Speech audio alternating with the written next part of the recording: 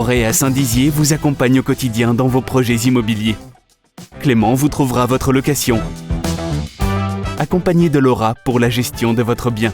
Bastien et Sacha seront là pour vous conseiller dans l'achat ou la vente de votre bien avec l'appui de Virginie, notre conseillère financière. Rencontrons-nous à Saint-Dizier ou dans une de nos agences en Haute-Marne.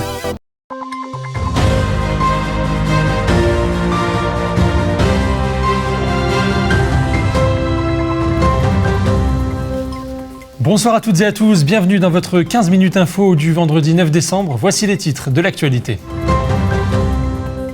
Colombey, les deux églises accueillaient hier soir la cérémonie de remise des trophées des idées inspirées de la Haute-Marne. Le 7 décembre dernier, le sénateur de Haute-Loire, Laurent Duplon, est venu dans la Meuse pour présenter son rapport sur la situation de l'agriculture française. Et voici pour les titres. Hier soir se tenait donc la cérémonie de remise des trophées du concours Les idées inspirées de la Haute-Marne à Colombey les deux églises au sein du mémorial Charles de Gaulle. Cette cérémonie visait à récompenser les Hauts-Marnais porteurs de projets, d'idées et d'initiatives mettant en avant le département. Retour sur cette soirée avec Manon de Fontis. La Haute-Marne inspire. Si tu veux séduire, Si tu veux construire. et même pour y vieillir, La Haute-Marne, ça déchire. William Shakespeare. La Haute-Marne et ses idées étaient mises à l'honneur hier soir au mémorial Charles de Gaulle à Colombey les deux églises, lors de la remise des trophées du concours départemental Les idées inspirées de la Haute-Marne. La Haute-Marne, bon, c'est un département, il n'y a rien, paumé, etc. Voilà, et on voulait casser cette image-là et démontrer aux Marnais qu'ils étaient peut-être plus inventifs, plus créatifs, plus innovants qu'ils ne le pensaient eux-mêmes. Et c'est ce qui nous a fait lancer ce concours pour justement mettre en valeur les idées des Hauts-Marnais, les réalisations des Hauts-Marnais, voilà, et changer, espérer changer l'image qu'ils ont d'eux-mêmes et de leur département. Pour cette troisième édition, plus d'une quarantaine de projets originaux et innovants étaient en lice dans diverses catégories, nature, savoir-faire et animation du territoire. Premièrement, c'est une reconnaissance du département et ça c'est important parce qu'il s'agit véritablement d'un projet départemental puisque cette route sillonnera tout le département encore une fois. Et puis c'est aussi un encouragement pour tous les fromagers. Notre association les regroupe tous. Il y a des très gros comme Savencia, comme Entremont, comme Chevillon, comme Germain, etc. Donc des gros. Mais il y a aussi les tout petits et qui ont besoin aussi de se sentir reconnus et appuyés par le département. Très ému, je ne m'attendais pas et aussi autant de prix, donc là très content et on va pouvoir ouvrir notre boutique en ligne du coup, donc ça c'est une très bonne chose pour l'évolution du projet. Fier forcément, aussi reconnaissant de la part du jury d'avoir sélectionné mon projet. J'espère que j'aurai la possibilité de le développer pour le futur, quoi. Les Hauts-Marnais ne sont donc pas en manque d'idées pour rendre attractif leur territoire.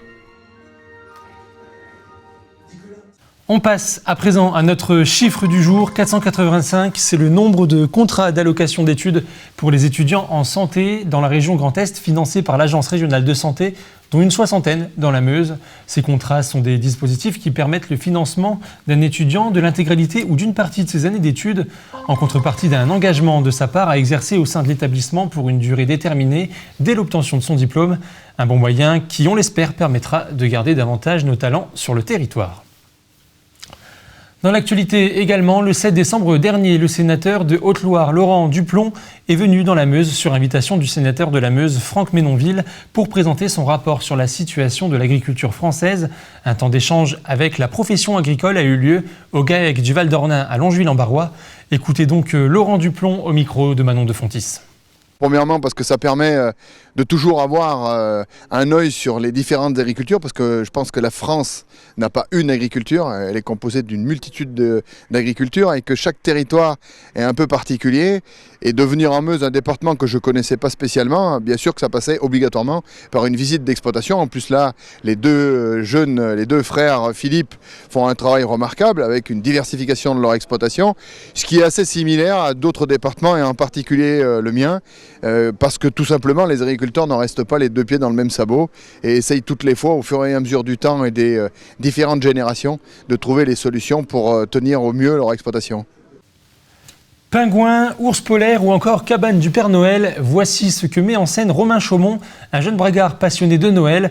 Ce dernier a investi plusieurs dizaines de milliers d'euros au fil des années pour proposer aux riverains et curieux d'admirer le petit monde qu'il a créé aux abords de la maison familiale. Cette année, petite nouveauté, il a décidé de mixer la féerie de Noël avec les festivités en lien avec le mondial de football. Les lutins côtoient donc ainsi les drapeaux français. Écoutez. Cette année, j'ai changé un peu de choses. J'avais commencé par mettre du sapin par terre, faire un genre de forêt. Puis là, je suis en train de mettre... là, cette année, j'ai fait une banquise, tout ce qui est ours polaire, rivière, patinoire. Et évidemment, bien sûr, la cabane de Noël, comme tous les ans que je la mets. Surtout le verre de vin au Père Noël. Les gens, c'est une tradition. Ils savent qu'ils viennent chez Romain, donc il y a le verre de vin qui est toujours là.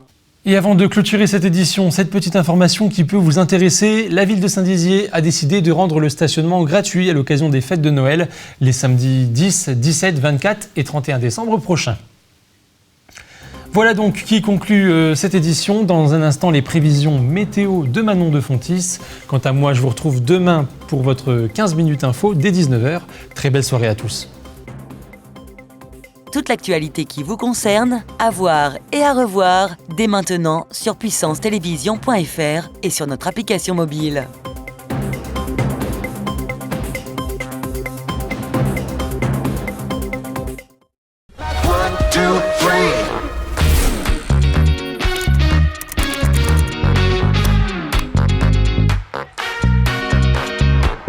K-Suite, la solution collaborative éthique.